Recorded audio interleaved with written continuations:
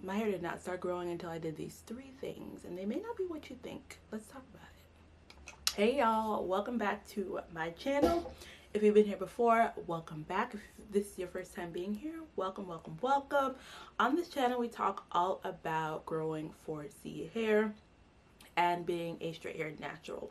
Today I want to do a video all about the three things that I feel like helped me grow my hair. And when I say grow my hair, really I'm just talking about retaining length, because our hair is always growing, but the key to length is retaining that growth. So my hair did not start growing until I did these three things, and really I was honestly surprised that these things were the key to my hair growth and hair retention. So we are just going to get straight into it, because I think these things can be helpful. If you haven't tried these things before, you may want to try them out and see if this can help you in your hair growth, hair length journey. For reference, my hair is 4C. I am a straight hair natural. I've been a straight hair natural since 2019, so it's been a minute. It has been a minute, but this journey has really been amazing for me, and I hopefully the things I share on this channel will help you in your journey, whatever that journey might be. When I started my hair length journey, my goal was not to retain length or anything like that. It was just for ease, but it has then in turn helped me with my hair length journey. But we're not gonna get into all of that. We're gonna talk about the three things that I started doing that really helped me grow my hair. So first and foremost, number one thing that I did was use heat in my hair, which was the total opposite of what the gurus were telling me. They were like, don't use heat. The more you use heat, the more you're damaging your hair, the more your hair won't grow. But I found for myself it to be the opposite. When I started using heat in my hair started to flourish like crazy. It almost felt like overnight because the growth was insane. Let me just break this down a little bit, because it wasn't just using any type of heat, it was making sure that I was using high quality heat tools. So before, when I was younger, I was just getting like the $20 flat irons, the cheap Conair flat irons on my hair, and it was damaging my hair. So don't get confused with heat and tools. So you want to make sure that when you're combining the two, you're using high quality.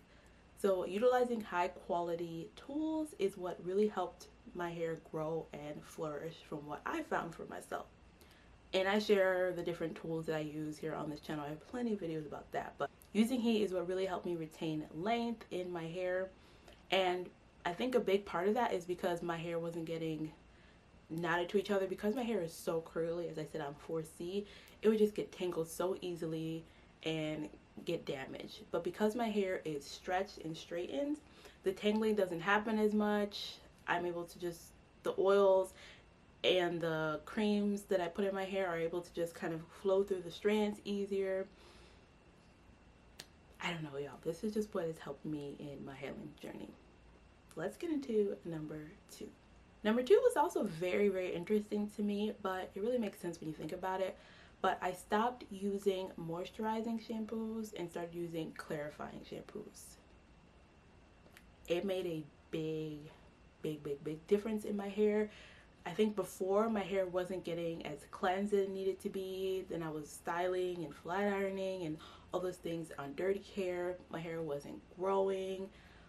When I started using clarifying shampoo, I was able to just really clear up my scalp. My scalp had just room to flourish and grow without the dirt. And I found that the moisturizing shampoos also were creating my hair to be extra poofy. I don't know if that makes any sense, but I just completely switched from moisturizing shampoos to clarifying shampoos that have like tea tree in it. You want to make sure it just has some sort of clarifying element in the shampoo that you're using, because you really want to make sure that you are cleansing your scalp and that you're cleaning your hair. So using clarifying shampoos really helped. Last but not least, I left my hair alone.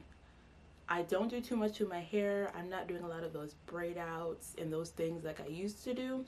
Really, my hair is either straight down or I'm rocking it in a bun. Sometimes I'll have two braids and that's it, but I'm really not going into my hair too much throughout the week. If I am, it's just a really simple, easy thing.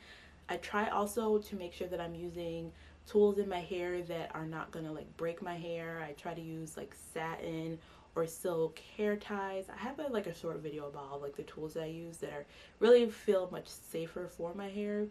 I try, even though I put my hair in a bun, I try to like move the position around so that I'm not having my hair stuck in one bun position. That could cause also some hair loss as well. But I'm really just not doing too much with my hair. I'm keeping it low maintenance.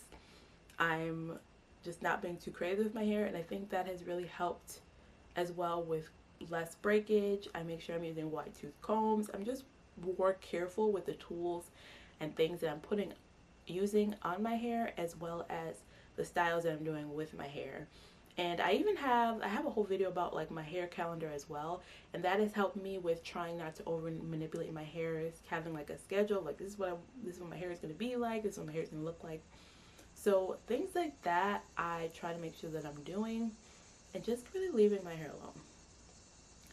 Let me know if any of these things surprised you, if you do any of those things, if you found some of these things helpful. Of course, there are the recommended things. You want to make sure you're drinking water. You want to make sure that your body is healthy. Those type of things. You want to make sure that you're washing your hair however your hair needs it. But honestly, I feel like the three things I mentioned before are the things that didn't hear a lot of people talking about. Maybe the last one a little bit, but the other two, I feel like I didn't hear it talked about as much. And honestly, I think those really, really, really contributed to my hair growth.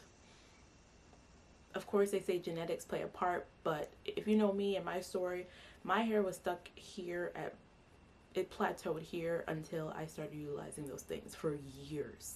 My hair was stuck here for years. So take that as you will. Hopefully you found these things helpful. I just wanted to do an update video about the things that are working for my hair right now, what I'm using on my hair. I'm currently about to start a journey where I'm really more intentional about hair growth and really growing to that butt length hair.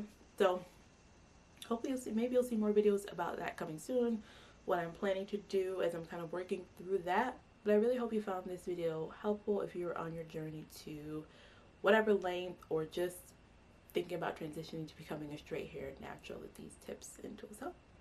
I'll see you guys in the next video.